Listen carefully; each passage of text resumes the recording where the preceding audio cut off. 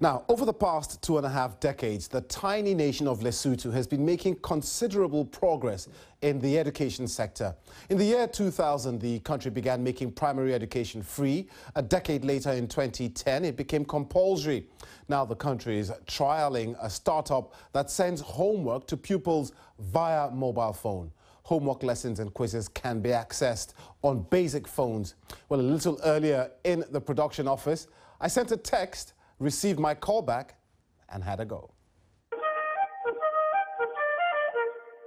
Today you learned a new word at school that describes when people move from the rural area or village to the city. Was it 1, capitalization, 2, urbanization, 3, centralization, 4, certification, or 5, gentrification?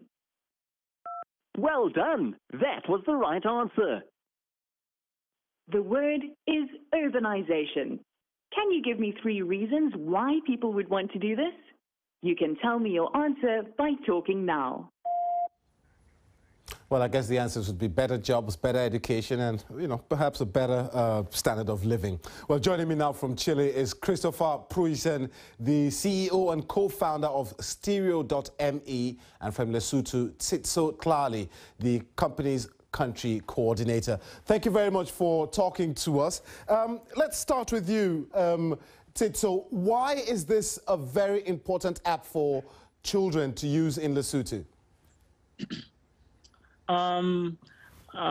It's very important in this way. There's a lot of ways at which you'd deliver education traditionally, but with this, it gives you an international and the technology touch, and also a way at which you can track the progress of individual students without actually putting time on it. Because if you have like 40 students, to be able to manage to track almost every progress of every student, that would be a very tedious work and a lot of work. But with Stereo, that makes it easy. The number of people who have mobile phones in Lesotho is almost at 90%. Does it make it even easier for these children to access this app or this service? It makes it very easy, and especially also because it doesn't need a lot on a mobile phone. All you need, you just need to have a mobile phone. You don't need internet, you don't need airtime, everything. As long as that learner has internet, this is really easy because of the mobile penetration in the country. Okay, let's talk to Christopher now. Christopher, you are co-founder of this service. Why are you trialing in Lesotho? For several reasons. The first reason is Lesotho, there's a big need. We see that although Lesotho has made a lot of progress over the last decades, still the situation is such that out of every student that starts primary school, only about 1/3 of those students will end up finishing junior secondary school. Also, from talking to a lot of the teachers, it's as Tsitso said, they are trying to do homework for their students, but if they give all their 40 students homework every day, they end up spending sometimes 25–30% of their available school teaching time on the administration process. And as such, a lot of teachers have actually abandoned giving homework, which hurts the students in their learning achievements. So there's a market need. Yeah, can I just comment, Christopher?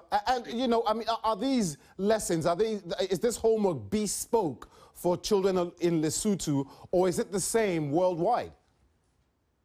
It's bespoke. So Hannah and Tsitso, who run the call just now, they've been developing with teachers in Maseru content that is relevant specifically to the junior secondary school students in Lesotho. And Tsitso, let me just come back to, we don't really have much more time, but how has this service been received by the children in the schools where it's been tried? We have been trying with a couple of teachers and a couple of students from a school here, Masianuking High School, and they are really liking it. They are really liking it, and the teachers had a little bit of they need a little bit of knowledge, in order to grasp and to use this. But as for learners, they're really liking it, and okay. It's very good, especially also the reception with the government. It's really good. Thank you very much, Sito Slali and Christopher Preuss, and I'm afraid that's all we have time for. I'm sure the children will do better than me. No more complaints about the dog eating your homework anyway. Thank you very much. That's it from me, Peter Okwoche, and the rest of the Focus in Africa team. Thanks for watching, everybody.